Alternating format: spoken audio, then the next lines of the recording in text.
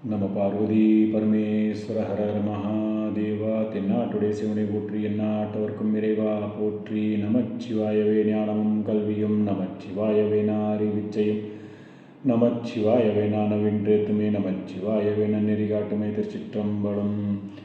சிவபெருமானுடைய சிவ தாண்டவங்களை தொடர்ந்து சிந்திச்சுக்கிட்டு வர்ற வரிசையில் அட்டவீரட்டான தாண்டவங்களை தொடர் சிந்தனையாக பார்த்துக்கிட்டு வர்றதில் இப்போ நம்ம பார்க்க போகிறது அந்தகாசுர தாண்டவம். திருக்கைலை மலையில் சிவபெருமான் உமை எண்ணெயோட திருவுலக்கம் கொண்டு அருள்கின்ற காலத்தில் ஒரு நாளைக்கு உமையம்மை விளையாட்டாக சிவபெருமானுடைய 2 கண்களையும் தன்னோட 2 கரங்களால் பொத்தினாங்க. அதனால் உலகமே இருண்டது. இருளில் உழைப்பு ஏதுங்கிறதுக்காக எல்லா உயிர்களும் செயலற்று ஒடுங்கின.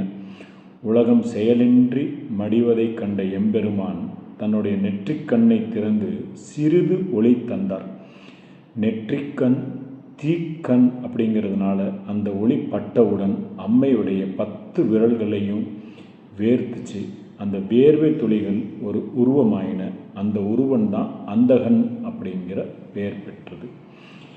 இறைவன் தன்னுடைய தீக்கணை திறந்த பேரொளி தந்த காலத்து அவன் உண்டானமையால் குருடனாக இருந்தான். அந்தகன் என அழைக்கப்பட்டான். இரணியன் அவனை எடுத்து வளர்த்தார். அதனால் அசுர குணங்கள் எல்லாமே அவனிடத்தில் அமைந்தன. வேடர் கூட்டத்து பழகிய மன்னவ குமரனைப் போல அசுரனுடைய கொடுமை குணங்கள் அவனிடத்தில் பதிந்தன. எல்லாரையும் அவன் அடக்கி ஆள எண்ணினான். குருடன் அரசாளக்கூடாது அப்படிங்கிறதுக்காக அரசாள முடியாதே அப்படிங்கிற கவலை அவனை வாருட்டியது. அதனால் பிரம்மனை நோக்கி தவம் செஞ்சு பிரம்மன் அருளால் கண்ணொளியும் சிறந்த வரங்களையும் பெற்றான். ஊனக்கண் பெற்றானே தவிர ஞானக்கண் அவனுக்கு கிடைக்கல. ஞானக்கண்ணால் அவன் குருடனாகவே தான் இருந்தான். அதனால் கண் பெற்றும் வர பலம் அவனுக்கு மமதையையும் ஆணவத்தையும் வளர்த்தது. ஆணவம் கண்ணை மறைக்க தாயும் பெண்மை தாரமும் பெண்மைதானே அப்படின்னு எண்ணி உலக அன்னையாகிய பராசக்தியின் அழகை கண்டு மயங்கினான்.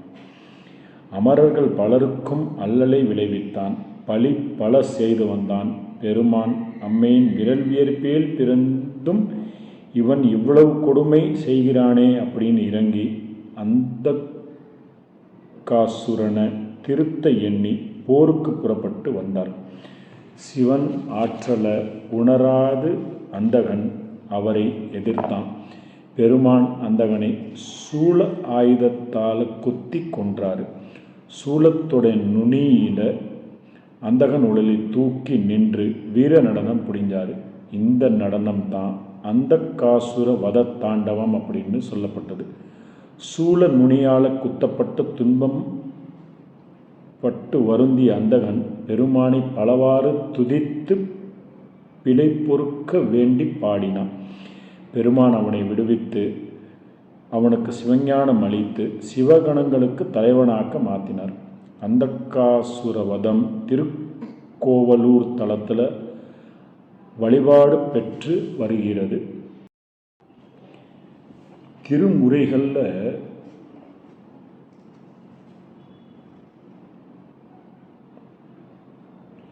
அந்தகாசுர வதம் எப்படி சொல்லப்பட்டிருக்கு அப்படிங்கிறத நம்ம பார்ப்போம். சிவபெருமான் அந்தகாசுரனை அழிக்கிறதுக்கு நிகழ்த்தினதை தேவாரம் பாடிய மூவரும் வியந்து போற்றி பாடியிருக்காங்க. அதில் அந்தகனை சூலத்தில் கோர்த்ததாக குறிப்பிட்டு சொல்லியிருக்கார். அரையார் களல் அந்தகனற்றை அயல் மூவிலை அழகார் கரையார் நெடுவேலினி மிசை ஏற்றான் அப்படின்னு சம்பந்தரும், அந்தகனை ஐர் சூலத்து அழுத்தி கொண்டார் அப்படின்னு நாவுக்கரசரும், இருள்மேவும் அந்தகன் மேல் திரிசூலம் பாய்ச்சி அப்படின்னு சுந்தரர் போற்றி வணங்கி இருக்காங்க. அந்தகாசுரனை அளித்த வடிவத்துடைய சிற்பங்கள் 7ஆம் நூற்றாண்டு காலத்து சிற்பங்களாக நமக்கு இருக்குது.